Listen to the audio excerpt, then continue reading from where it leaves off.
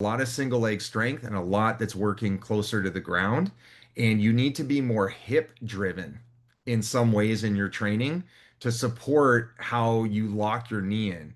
Because if the knee keeps moving further and further in and it's sucking underneath you, you're going to have more directional problems. So your hips have to actually keep your knee in the right place. Your ankle mobility above and below a joint is really important in terms of locking in that position. So let's keep going. So we know we need more hip stabilization. So for me, a lot more single leg work than you do need, deadlifting 2 feet from the floor or squatting. And as we're going through your foot strike position, you're a heel striker, okay? So this tells me you got a pretty good long stride and your knee's going to be more extended at foot contact. And that's good. Okay. So we're heel strike. But remember, we started open. And now look at the path of your heel. So you started open, and now like we're really closed, right? So you have a closed position. I do love seeing this at weight bearing foot flat. Like I like seeing the knee behind the heel. So make sure that when you're doing training, you want to make sure that you got a really strong foot and toe hold and you're preventing yourself from your knee going forward because you're going to lose all that posterior braking force that's coming from the ground where you're actually pushing back. The other thing is, if you look at your foot, it's got an open trajectory. So that means when you heel strike, you like to go into external rotation. And that makes sense because you like doing it from the beginning of your delivery. Your heel slides more towards the catcher. And right here, the same thing, you're more externally rotated with your foot. If this is the straight line, right, your foot's rotated back this way, right? And so what happens here is it starts pulling your belt buckle through, and we could lose separation. So, one of the things that I think you should be working on is your thoracic mobility to reduce like what kind of tension you're having at the front of the shoulder, so that you can stay separated. The other thing that you could try to work on too is putting a plyo ball in your glove and working on managing it in different positions that can keep you closed. Because the foot opening, pulling the hips around, elbow pulling you around, there's a lot more D facing the batter than what I would like. That puts more stress on the anterior shoulder, but it's also can put stress on the Tommy John ligament right there too, because you're pulling things open. So my whole thing, I'm going to show you some things training wise that will target this area, but there's some other things in terms of your lower body orientation that would like to have more stabilization so that you can counter rotate. You can move back. Where now we're going to see more of the D here, right on your chest, and the belt buckle is going to be faced where it is. So you're not opening up too early. All right, I'm going to clear this out so that you can see more of this. So now, if I'm going a little bit deeper, all right. Now, the thing I like about this delivery is your knee doesn't really collapse a whole lot, heck of a lot. Okay. So it does have to tuck in a little bit. You flex your knee in to pull your hips even more into rotation towards the plate, but you can see your knee doesn't really keep coming. So you don't have this like whole knee stacked over ankle stuff. So you do have some really good posting on that leg. However, let's look at this. So when we're getting here, it looks to me like you're going to have late layback. Okay. Because now what I'm noticing here, and I think this is going to all work with you improving a bit of separation, is that if I have your shoulder line and it's like this, your chest is now facing home plate. Your belt buckle is now facing home plate. This is typically the position that you want to be when the arm is laid all the way back. Okay. When you have your maximum external rotation, sorry about the drawing, but your arm is still working back because your elbow is way far behind you. And so that elbow has to come forward in this position, right? And again, we're gonna have to pull the arm through some more. So again, we got this going on and we got a little bit more that we have to work on here. So our forearm strength's huge, our bicep strength's huge. It's gotta handle that. Um, And but the extension patterns, everything else that you have, your triangle position between your heels and your knee to knee separation, like this triangle is pretty big. So you're using a lot of hip extension, which is great. And you can even see you got a nice drag line, so you don't pick up your foot early right away. You are able, to have, in my opinion, a little more speed into foot contact because your back leg acts like a rudder, and it might be easier for your arm, even if you open up earlier like this. Um, let's take a look at some more. I'm gonna get rid of this. So we know there could be a maximal external rotation timing issue that I think can be fixed with improved separation. But here's where it gets interesting, okay? Because we started open and because we step close to open and we're trying to pull everything around, and that's okay. This is the way you like to deliver. We just got to make sure we're training well for it. Your bicep tendon has to handle this. Your internal rotators, the imbalances have to be, taken care of. But what I'm seeing now is like, okay, here is where you're in maximal external rotation. So you had to pull the arm through. But now it's a really nice thing. Like ball release will probably be a little bit further in front of you. That's good. And I'm not seeing it from behind, but I can see your head position is going out here, right? And what's happening is if we had a line between your face and your knee and we were looking at you, those things should be pretty stacked up. Our face should be looking this way. And right now, your head's whacking a little more to that side. So, a couple things. With the rotation happening early, I'm curious if your ball flies out arm side high or if you cut the ball. Because I feel like when we have better direction and your head and your body is moving forward, I think you're going to be a little bit more surprised about how much easier it is on your arm than trying to, more or less pull your ear to the ground. So we want to make sure that when, you're training too, like you need to train not just like flexion extension of your trunk, but side to side strength is important.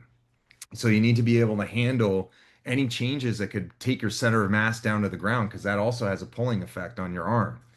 So those are some big things that I'm noticing here in the delivery, right? And whether you change mechanics, I'm not recommending that, unless there's pain or poor performance. You're having pain, so there's some things here that they need your attention in addition to improving some of the functional pieces. That's for sure. So we can see this. The fall through is not bad. It's everything's happening. You're getting extension. Yep. You're dissipating forces nicely on the back of your shoulder. The front of you is getting more pull. And it's a momentum thing. So you're doing a lot with your arm. I don't know where you are on the rubber, but because you have this like closed and open thing, where I'm curious to see what happens if it's possible. I wouldn't want to go to this extreme side of the rubber because maybe this pulls you even more to ear to the ground and away from their target. But I'm curious if you had the center of the rubber like this, what would happen if the center of your foot was on here? Your foot plant position might be like kind of like this, but because you open, and the way you're delivering the ball, the shoulder angle and the shoulder position of that armpit is going to be more aligned with the plate so that you have a little bit more of a direct line. So I'd say maybe that's something to try right now because you've had pain. So when you've had pain or you're performing poorly, that's when I was like, we got to look at, one, improving function, two, improving your delivery. Easiest thing for me is like improve your direction first, but you're seeing these things in your time and your separation. Your glove arm, needs a lot of work, and that's important in your training. That's your counterbalance, right? And that's the thing that keeps you back. And as well as your shoulder blade on the back of your arm is what actually pulls you into counter rotation too, which is I think important. So those are some big things on the delivery. Let me go to some of the training videos, okay? That I think let's just focus a little bit on the bicep work that I think needs to be done to protect the muscle, but also kind of some of your footwork and how you're training. So you're going to notice, first of all, because I want you to have better trunk control, you're doing that ear to the ground thing. You're going to see the same side arm and the same side leg working together. That means you're used to probably, here's my right arm, and I'd want my left foot forward. I don't want that. I want the same arm, the same leg forward because I want your trunk to have to stabilize better east to west. That's the first thing in strength and coordination training theory that I teach on. The other thing is I don't want you to do a lot of your bicep work with your elbow down, because I want the bicep tendon and the bicep to be up at shoulder flexion level, which is how you would throw, and I want it to extend from out there, which is how you would throw. So I'm going to delete these so you can see this, right? You can see the pattern. You're going to see the video. So this is something to put in the elbow stabilization sections of your training. Oops, sorry about that, man. Um, that was weird. Took me off that. So when you can watch me do this, you're gonna notice the other hand's a counter lever. Now, I'm a stiff dude, and I don't want you to be like me. I'm super strong in my upper body, but I'm not very good at rotation. So what I want with that other hand, you can see that I'm turning it down. Let me see if I can go here again. I'll replay it. So that other hand, you're gonna see that I turn my thumb down. So I want to be able to get to the point when I pull for the bicep hammer curl here. I want that arm to kind of go across my body to close me up and to actually counter rotate me because you're going to see your glutes are going to light up here. You're going to have good toe control into the ground. You can't like swivel your feet or you're going to fall down. And the other thing is you're going to help counter rotate while you're doing this. So that's going to help you load and your hips are blocked. So the nice thing is your hips are going to be in one level position so you can really work on this that I think is going to have some impact on your delivery and your arm health, obviously. Um, when you do these, I'm doing these really controlled on the negative. The negative is actually more important, me going back into the cable machine than the actual curl. Okay. So when you're talking about tempos, that's not even good what I'm doing on this side. I'm really being lazy. I want you to be slower because that muscle has to lengthen. So that's important. The other thing I would say here, this is another thing that we got a hammer curl, but you're going to notice I'm using my shoulder muscles as well as my bicep tendon to fight gravity. Okay. So I'm working the bicep, but now I'm starting from a high position. The weight's going low. My bicep up here and my deltoids and my supraspinatus, which is a rotator cuff muscle, those things are all working to stabilize me coming down, right? So I'm getting work there, lengthening contraction. That's what allows us to gain the strength that we need when we throw. You're just kind of pulling on that tendon too much, and it's not real strong. Just kind of how you're doing things. Now, here's another thing. Watch your family jewels on this, but I got a kettlebell. I got a jump stretch band. Now I'm got my hands towards my shoulders, okay? Because this is really challenging if you try to lift it any heavier. Big thing for me is I'm just walking with it and 100% check your jump stretch band. You should not ever use a band that's got any cracks. I'm using a new band to be able to have this because now you're going to be able to have a little vibration and that muscle. You're going to find when you do these, you're going to have less pain because that muscle's active, the tendon's active, and it's just vibrating, which gives it a little bit of juice, to activate and get some strength. But this is a good pain reliever for a lot of guys when they have bicep problems. So that's a specialized carry. Okay. Remember, you're checking the bands. If you don't, it's going to land on your feet. So I don't want that. My kettlebell's not super heavy.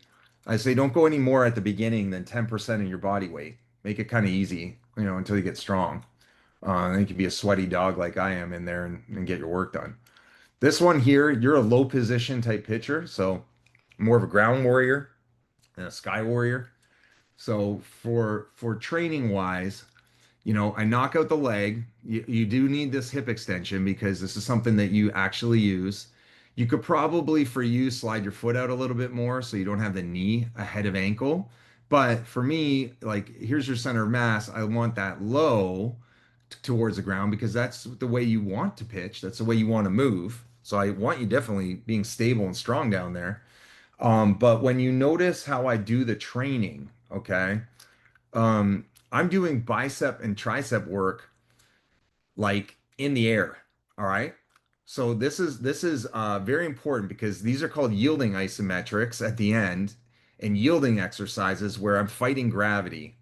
And the best part is I know you're going to have your foot anchored in the ground, your glutes are going to light up, which have to manage your rotation of your hips and stabilize you so you can stay counter rotated.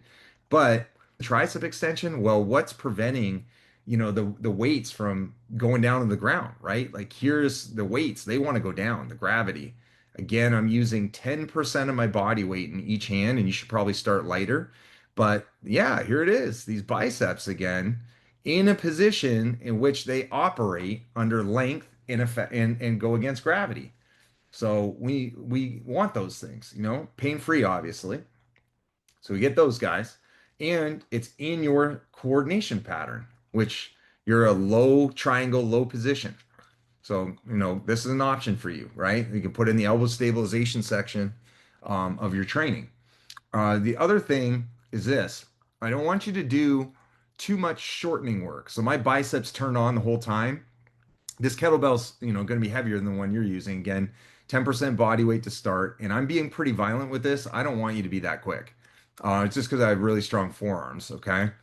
You should start a little bit slower.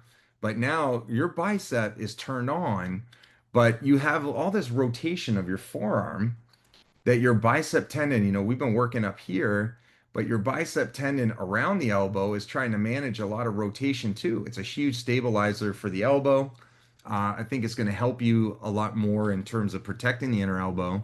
But the way that I see you having to come back online after an open start, a closed with the open foot pattern position at foot contact, or you throw more breaking balls, sliders, naturally you're going to have to pronate on those ones more to stay online.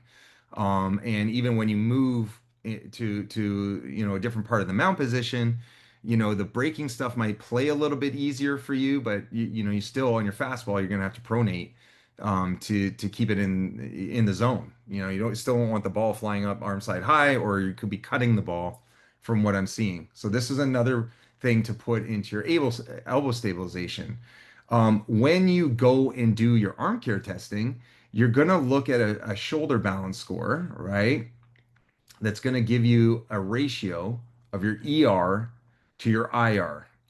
And what I want you to be able to do is tell me after 4 tests when to take a look. I don't want to take a look until there's 4 tests, okay? Because your arm could be kind of chaotic all over the place.